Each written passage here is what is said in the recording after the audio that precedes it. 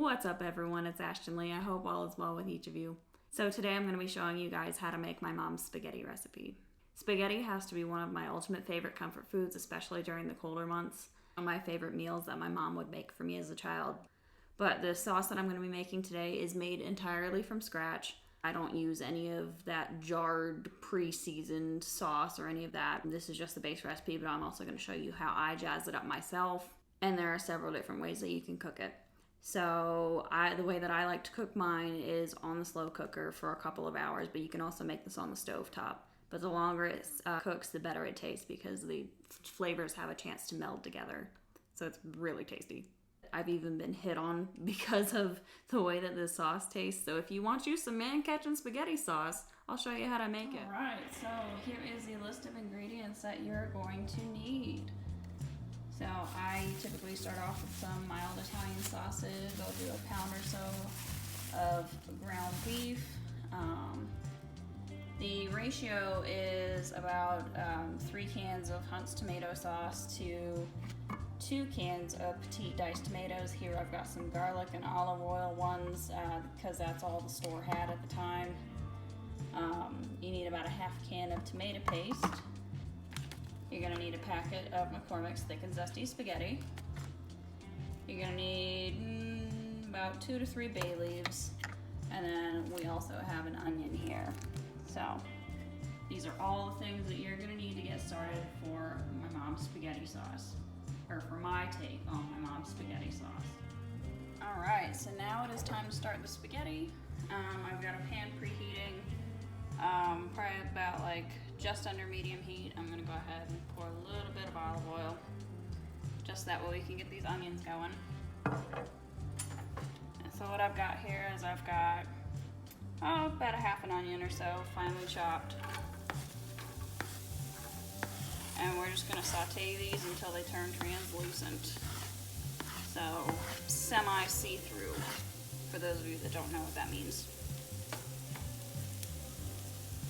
I'll just be moving these around for a little bit until, they're cooked. But right as they're approaching being done, we're gonna go ahead and add a little bit of minced garlic because I don't have any fresh. But the reason why we want to add this at the end is because garlic tends to burn fairly quickly. And I'm sure no one wants the taste of burnt garlic in their spaghetti.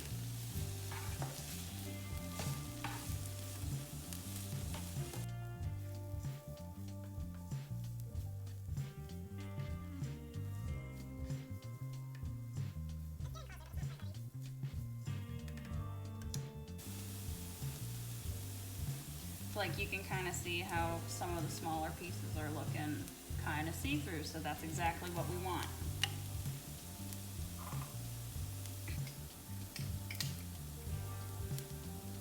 Alright, so now we're going to take our jar of garlic and we're just going to go ahead and put in a nice spoonful.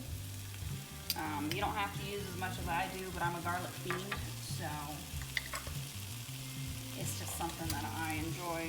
And then you're going to want to go ahead and just stir that in.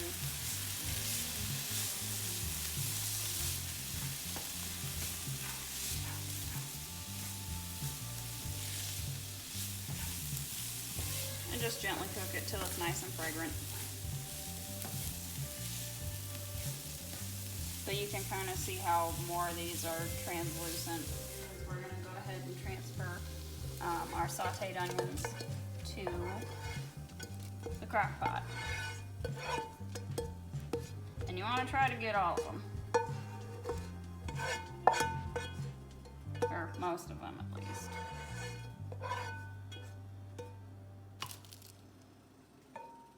Alright, so now we've got our mixture of ground beef and mild Italian sausage right in here. So we're just going to go ahead and dump that into the pan. And then we're going to start to break it up while it cooks. And you just want to brown it, you don't want to burn it. You don't want it to be overcooked.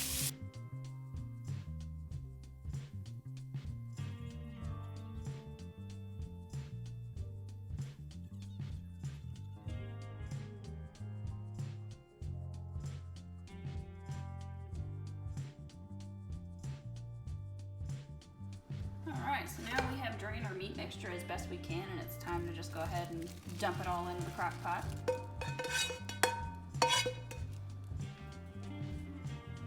And so we're gonna go ahead and set our slow cooker to low. We're gonna go ahead and start with our sauce.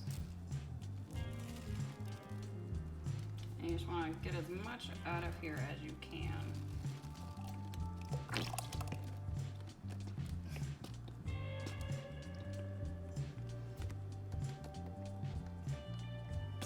The one thing that I don't like about these boxes is it's really hard to get to the last drop.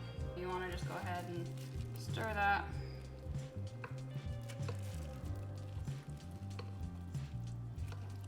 Make sure that you incorporate everything, you know, to include the onions. So once you start seeing little bits of everything, that's when you got a good do. And then so we have our, next up we have our diced tomatoes. And I like to use the petite ones just because I don't like big old honking chunks of diced tomato in my sauce. And can number 2 of diced tomatoes. So we have our McCormick's Thick and Zesty Spaghetti Sauce Mix. You just dump that in there. Stir it to incorporate really well. It's most of the seasonings that you're gonna need, but I also add extras just because I like to spice it up.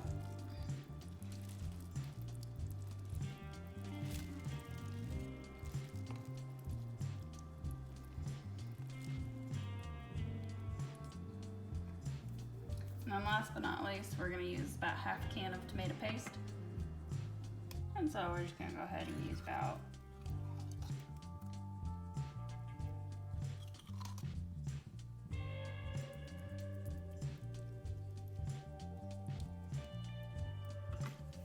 so the last thing that you want to put in is your bay leaves.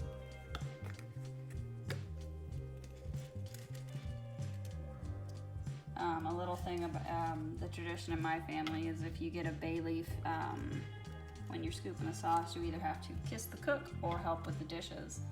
So that's a fun little family tradition. And then we just want to cover it and let it sit for a couple of hours.